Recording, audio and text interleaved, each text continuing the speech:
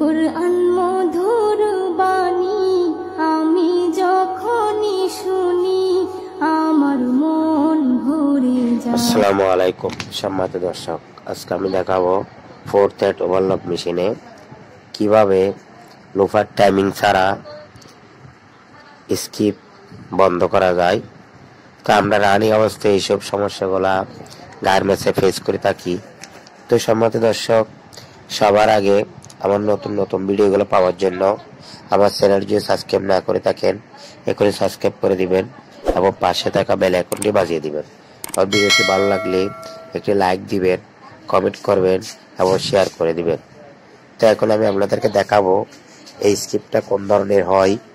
ডিসপ্লের মধ্যে আপনারা একটু লক্ষ্য করুন, দেখবেন কোন ধরনের স্কিপটা হয়।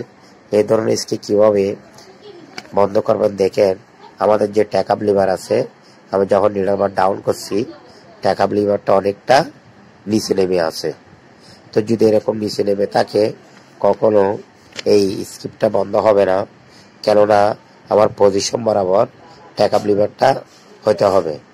তো এই ট্যাকআপ লিভারের পাশে এই দুইটা স্ক্রু আছে, ট্যাকআপ লিভারের গাইডটার এই স্ক্রু। তো আমরা কিভাবে ঠিক করব, ট্যাকআপ লিভার ডাউন করে ট্যাকআপ গাইডটা সোজা করব, সোজা করে এই অবস্থায় টাইট দিয়ে ফেলবো। তারপর মেশিন চালিয়ে দেখবো, পরে দেখবেন আমার যে স্কিপটা হওয়ার কথা এই স্কিপটা ভালো হয়ে গেছে। তারপর আমি মেশিন চালিয়ে দেখবো কিভাবে আর স্কিপটা পরে কিনা।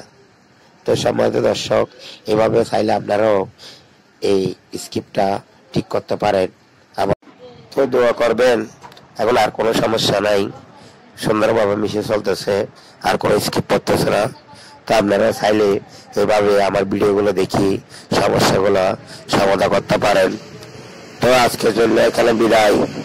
আরো ভালো ভালো নতুন নতুন ভিডিও নিয়ে আপনাদের সামনে যেন আসতে পারি এই কামনায়। আল্লাহ হাফেজ।